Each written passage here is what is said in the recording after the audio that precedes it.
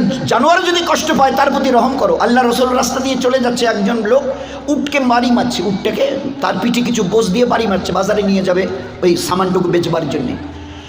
আল্লাহ পাক উটের জবান খুলে দিয়েছে।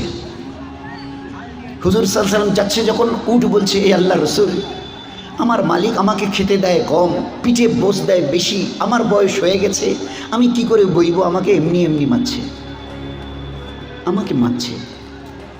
হুজুর সাল্লাল্লাহু আলাইহি ওয়াসাল্লাম উটের মালিককে বলল, ভাই তুমি কেন মারছো? আল্লাহ রসুল, আমি আমার এই বেচা বিক্রি করার সামানটুকু আমি বাজারে নিয়ে যেতে চাইছি, ওর পিঠে দিয়ে আমি ওকে মারছিলাম এই জন্য অল্প অল্প একটু, যে ও যেন বাজারের দিকে যায়, ও যায়ই না। তা বলছে, তোমার উট আমার কাছে তোমার ব্যাপারে অভিযোগ করছে, শেকায়েত, অভিযোগ করছে।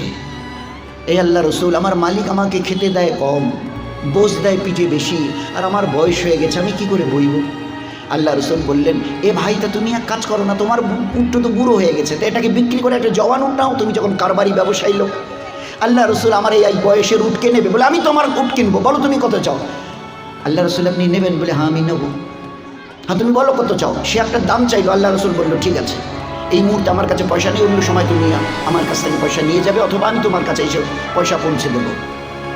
রাজি? বলে, হ্যাঁ রাজি। উটের দড়িটা হুজুরের হাতে তুলে দিলেন, বিক্রি হয়ে গেল। আল্লাহ রসুল সাল্লাল্লাহু আলাইহি সাল্লাম ওর উটের মুখের লাগামটা খুলে দিয়ে পিঠটাতে একটু হাত বুলিয়ে দিয়ে বলছে, এই উট, তুই চলে যা, আজ থেকে তুই আজাদ, তোকে কেউ আর পেটাবে না দুনিয়া।